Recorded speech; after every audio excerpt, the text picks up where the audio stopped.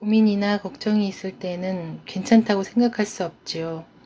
그럴 때는 우선 그 고민이나 걱정에 대해 조금이라도 좋으니 자신이 대처할 수 있는 방법을 생각하여 행동으로 옮겨봅니다. 만약 경제적으로 불안하다면 아주 조금씩이라도 돈을 모으고, 건강이 걱정된다면 몸에 좋은 음식을 먹으려고 노력하면서 말이지요. 실제로 일어나지 않은 일에 대해 이것저것 고민하거나 걱정하는 사람이 있는데, 이는 정말로 좋지 않은 습관입니다. 어떤 자동차든 아이들링을 자주 하면 망가집니다. 자동차의 엑셀은 엔진에 부하가 걸린 상태에서는 밟지 않아도 괜찮지만, 그렇지 않은 상태에서 계속 밟으면 엔진 자체가 망가지고 맙니다. 예를 들어 2톤을 실을 수 있는 차에 짐을 4톤을 실어도 달릴 수는 있습니다. 하지만 아무런 부하가 걸려있지 않은 상태, 즉 기어가 중립인 상태에서 엑셀을 계속 밟으면 엔진이 고장나서 아예 달릴 수가 없게 됩니다. 실제 일어나지도 않은 일을 상상해서 이 생각 저 생각으로 고민하는 일은 이런 상태와 같습니다. 당신의 눈앞에 바삭하게 튀긴 치킨이 놓여 있고 그것을 먹는다고 상상해 보세요. 어떻습니까? 실제로 먹지 않는데도 입안에 군침이 돌지요. 이처럼 생각은 반드시 몸에 영향을 미칩니다. 실제로 일어나지 않은 일로 불안해하면 몸에는 교감신경 작용을 촉진하는 뇌 호르몬이 분비되어 혈관이 수축되고 혈액순환이 나빠집니다. 동시에 근육도 경직되어 혈액순환에 좋지 않은 영향을 끼치지요. 혈액은 신체의 구석구석에 영양분을 나르고 노폐물을 갖고 돌아오는 작업을 합니다. 근육이 경직되면 이 작업이 불가능해집니다. 그래서 좋지 않은 곳이나 약한 곳에 독이 쌓이고 그것이 마침내 병의 원인이 됩니다. 인간의 신체는 원래 튼튼하게 만들어졌습니다. 먼 옛날 전쟁에서 혹독한 추위에 시달리며 잠도 못 잔 채 적군과 교전을 해도 대부분 그로 인해 병들지는 않습니다. 하지만 이렇게 튼튼한 신체도 실제 일어나지도 않은 일로 계속해서 부하를 걸면 결국 망가지고 맙니다. 상상력을 좀 더 좋은 데 사용하면 어떨까요? 걱정이나 고민을 하기보다 내가 행복해지는 이미지를 그리며 지금 할 수 있는 일을 하는 편이 몸에도 좋고 마음에도 편안해집니다. 인간은 모두 상처를 갖고 이 세상에 발을 내딛습니다. 그리고 많은 경우 같은 상처를 가진 부모에게서 태어납니다. 그 이유는 바로 자신의 상처를 깨닫기 위해서입니다. 툭하면 폭력을 휘두르는 사람은 폭력을 휘두르는 부모에게서 태어납니다. 나에게 이런 부분이 있어서 폭력을 휘두르는 것이다 라고 깨달으면 그 상처가 낫지만, 폭력을 휘두르는 부모가 나쁘다고 여기면 상처는 낫지 않습니다. 그리고 자신이 부모가 되었을 때 똑같은 실수를 합니다. 내 얼굴에 기미가 생겼다면 아무리 거울을 닦아도 그 기미는 사라지지 않습니다. 거울을 바꿔도 기미는 그대로입니다. 그러므로 부장이 싫어서 회사를 그만둔다 해도 다른 회사에서 또 비슷한 사람을 만나게 됩니다. 하지만 거울에 비친 내 얼굴의 더러움을 알아차리고 말끔히 씻으면 깨끗해지듯이 나의 내부에 있는 상처를 깨달아서 고치면 나에게 일어나는 현상도 바뀝니다. 부장의 대응이 달라지거나 상대방의 정근을 가버리거나 내가 승진해서 이동하는 일이 생기기도 합니다. 거울에는 내 모습이 그대로 비춰집니다. 마찬가지로 나에게 일어나는 일은 내 상처가 투영되는 것입니다. 나에게 일어난 일을 남 탓으로 돌리기만 하면 인생이 잘 풀리지 않는 상태가 끝없이 지속될 뿐입니다. 거울에 비친 모습을 제대로 보고 깨달음을 얻어 변화하면 현실 세계도 즐겁게 바뀝니다. 내가 갖고 태어난 마음속 상처는 대개 부모나 형제자매를 보면 알 수 있습니다. 그래도 알 수 없다면 인간관계에서 드러납니다. 즉 깨닫게 될 때까지 그 상처는 오래도록 이어집니다. 마치 눈사람을 만들 때 눈덩이를 굴리면 점점 커지는 것과 흡사합니다.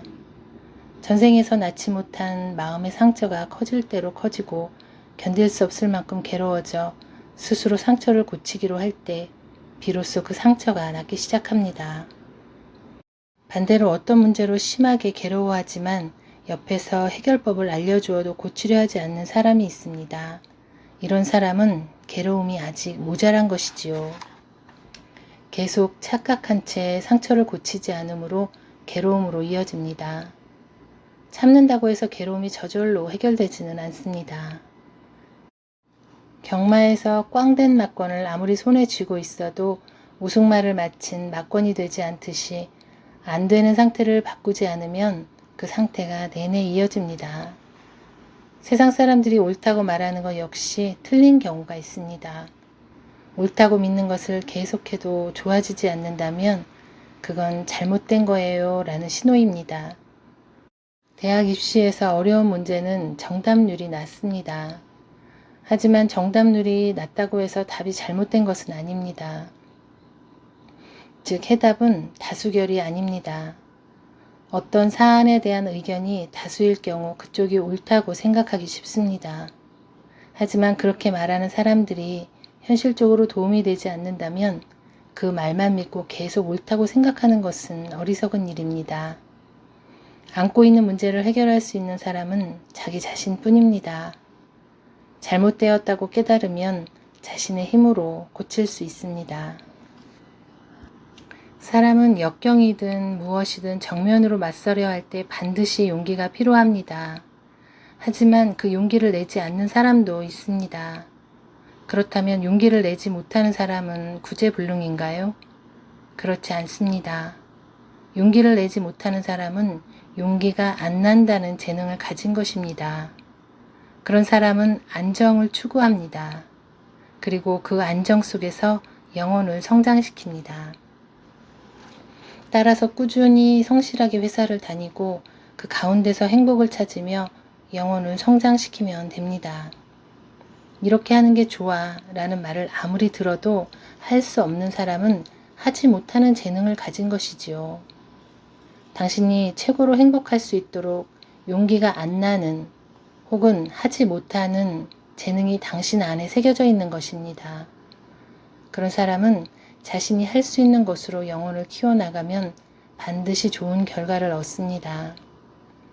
장대한 목표를 추구하는 것도 재능이지만 작은 행복을 쫓는 것 또한 재능입니다.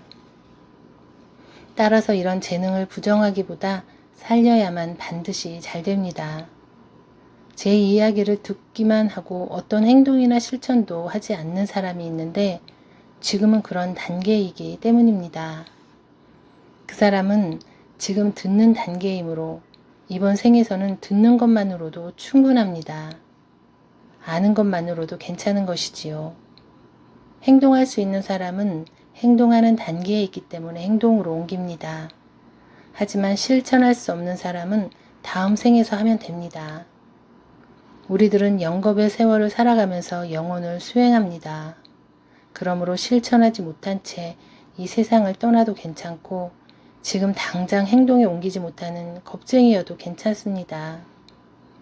용기 있는 사람은 호랑이 굴에 들어가 호랑이 새끼를 잡아올 수도 있습니다. 하지만 용기 없는 사람은 덫을 놓습니다. 그런데 호랑이를 잡는 것보다 덫을 만들어 놓는 쪽이 안전할 뿐 아니라 돈을 많이 법니다. 겁쟁이라고 해서 성공하지 못하는 것은 아닙니다. 겁쟁이는 겁쟁이 기질을 살리면 됩니다.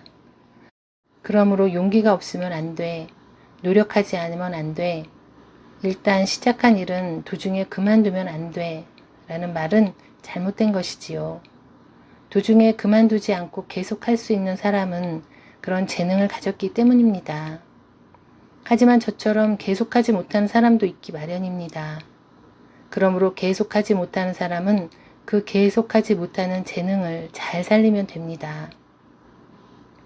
사람은 각자 얼굴도 성격도 재능도 다릅니다. 갖고 태어난 재능을 확실하게 살리세요. 자신을 흔해 빠진 인간이나 하찮은 인간이라고 생각하는 사람은 나는 가치 있는 존재다 라는 사실을 모릅니다. 나는 가치가 없다고 생각해버리는 이유는 남이 갖고 있는 것을 나는 갖고 있지 않다고 생각하기 때문입니다.